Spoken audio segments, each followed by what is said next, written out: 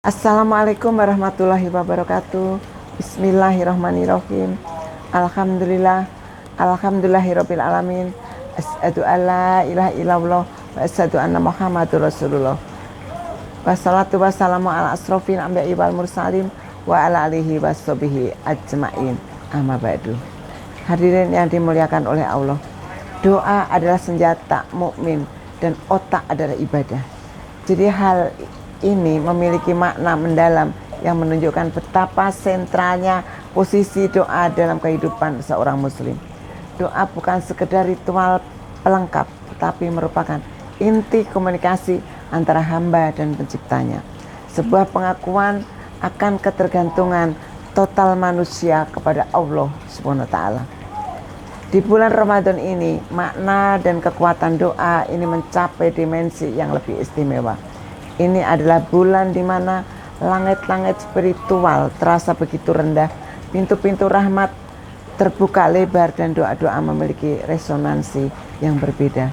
Rasulullah SAW menggambarkan keistimewaan dalam sebuah hadis yang diriwayatkan oleh Imam Tirmizi. 3 doa yang tidak tertolak. Doa orang yang berpuasa hingga berbuka, doa pemimpin yang adil, dan doa orang-orang yang terdolimi. Hakikat penerimaan amal di sisi Allah. Allah Subhanahu wa taala berfirman di dalam Al-Quran, sesungguhnya Allah hanya menerima amal dari orang-orang yang bertakwa. Quran surat Al-Maidah ayat 27. Jadi ayat ini mengungkapkan sebuah prinsip fundamental bahwa tidak ada semua amal ibadah otomatis diterima. Dijelaskan bahwa amal yang diterima, amal yang makbul, memiliki 2 syarat utama, yaitu ikhlas untuk Allah dan sesuai dengan sunnah Rasulullah Shallallahu Alaihi Wasallam. Jika salah satu syarat ini tidak terpenuhi, maka amal tersebut berisiko ditolak, tidak peduli sebesar apapun ataupun seberapa banyak kuantitasnya. Inilah yang membuat para sahabat dan generasi salaf begitu khawatir akan penerimaan amal mereka. Dalam sebuah hadis qudsi, Allah SWT berfirman, aku tidak memandang pada rupa dan harta kalian, tetapi aku memandang pada hati dan amal kalian. Saudaraku yang dimuliakan Allah, jadi kekhawatiran akan penerimaan amal bukanlah tanda kelemahan iman, justru merupakan indikator tentang hakikat ibadah. Ibrahim bin Adam, seorang zahid masyhur, pernah berkata, orang yang beribadah tanpa peduli apakah amalnya diterima atau tidak, seperti orang yang melempar batu tanpa target. Jadi ada beberapa alasan mengapa kita perlu memperhatikan penerimaan amal. Yang pertama adalah penolakan amal itu kerugian yang sangat besar. Bayangkan seorang pedagang yang bersusah payah mengumpulkan modal, memenuhi perjalanan jauh ke pasar, tapi pulang dengan tangan kosong. Karena apa? Barang dagangannya tidak laku. Kemudian yang kedua, yaitu penerimaan amal adalah tujuan sebenarnya dari ibadah, bukan sekedar pelaksanaan ritualnya. Allah Subhanahu wa taala tidak membutuhkan ibadah kita, tetapi kita membutuhkan diterimanya ibadah kita. Seperti dikatakan dalam sebuah asyar, Allah terlalu kaya untuk membutuhkan ketaatan orang yang taat, dan terlalu mulai untuk terganggu oleh kemaksiatan orang yang bermaksiat. Kemudian yang ketiga, yaitu penerimaan amal adalah tanda kasih sayang Allah kepada hambanya. Dalam sebuah hadis qudsi, Allah berfirman, jika aku mencintai seseorang hamba, aku menjadi pendengarnya yang ia gunakan untuk mendengar, penglihatannya yang ia gunakan untuk melihat, tangannya yang ia gunakan untuk memegang, dan kakinya yang ia gunakan untuk berjalan. Penerimaan amal adalah salah satu manifestasi cinta Allah kepada hambanya. Saudaraku yang dimuliakan oleh Allah, Bagaimana kita bisa mengetahui apakah amal kita ini diterima atau tidak? Para ulama menjelaskan ada beberapa tanda yang bisa menjadikan indikator, meskipun pengetahuan pasti hanya milik Allah. Amal yang baik yang diikuti dengan amal baik berikutnya. Jadi pahala dari kebaikan adalah kebaikan. Setelahnya, jika setelah melakukan suatu amal ibadah kita merasa terdorong untuk melakukan kebaikan lain, ini adalah tanda positif bahwa amal pertama diterima.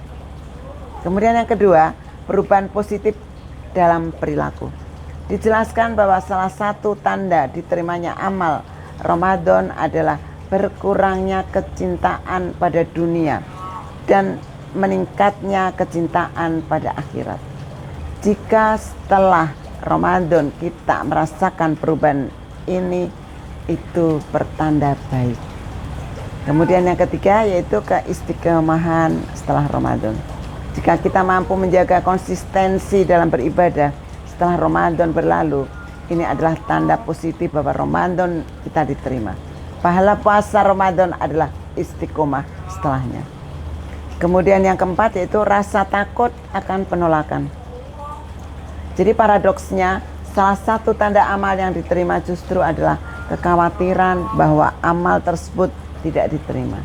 Ini menunjukkan kerendahan hati dan kesadaran akan ketidaksempurnaan diri.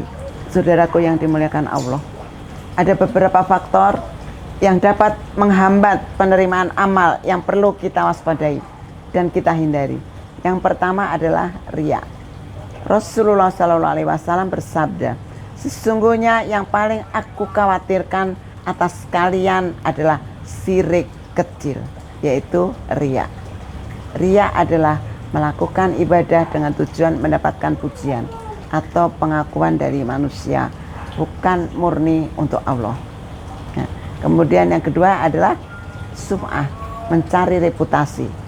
Mirip dengan riya, tetapi di sini lebih berfokus pada penyebaran berita tentang ibadah agar terdengar baik di telinga orang lain.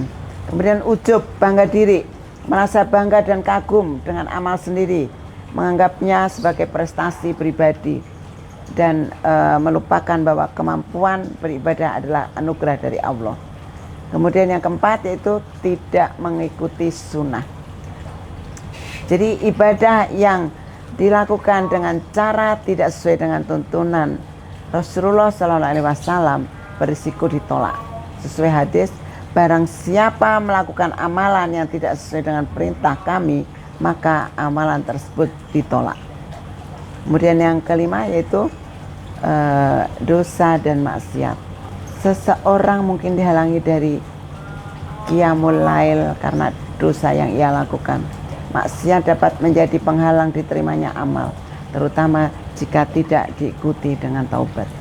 Saudaraku yang dicintai oleh Allah, ada beberapa doa dari sunnah Rasulullah SAW dan para sahabat yang bisa kita amalkan untuk memohon penerimaan amal. Yang pertama, doa Rasulullah SAW, yaitu Allahumma taqabbal minna siyamana wa qiyamana. Ya Allah, terimalah puasa dan sholat malam kami. Doa Nabi Ibrahim alaihissalam dalam Al-Quran, Rabbana taqabbal minna innaka anta as-sami'ul alim. Ya Tuhan, terimalah amal kami dan sesungguhnya Engkaulah yang maha mendengar lagi maha mengetahui. Jadi penting diingat bahwa doa untuk penerimaan amal itu tidak berhenti ketika Ramadan berakhir. Beberapa amal yang dianjurkan setelah Ramadan sebagai tanda kesungguhan kita yaitu puasa 6 hari di bulan Syawal. Rasulullah SAW bersabda, barang siapa yang berpuasa Ramadan kemudian mengikuti dengan puasa 6 hari di bulan Syawal, maka ia seperti berpuasa setahun penuh.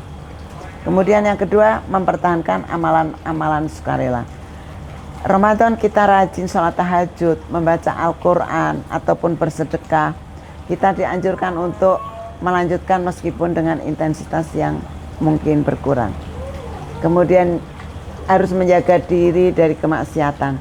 Dikatakan bahwa tanda diterima Ramadan adalah jika kita menjadi lebih baik setelah daripada sebelumnya. Kemudian bersyukur atas taufik beribadah. Mengakui bahwa kemampuan beribadah selama Ramadan adalah anugerah dari Allah, bukan semata-mata usaha kita sendiri. Saudaraku yang dimuliakan oleh Allah, di penghujung Ramadan ini, marilah kita tingkatkan intensitas doa kita, terutama agar doa kita kepada Allah dan Allah menerima seluruh amal ibadah kita. Doa adalah pintu terbesar menuju Allah dan kunci terbesar untuk meraih apa yang ada di sisinya.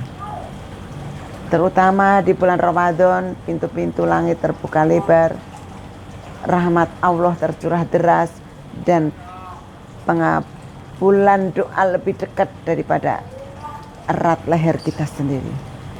Allah memperhatikan dengan penuh kasih sayang hamba-hambanya yang berpuasa, yang menahan diri dari makan, minuman, dan nafsu demi mencari ridhonya.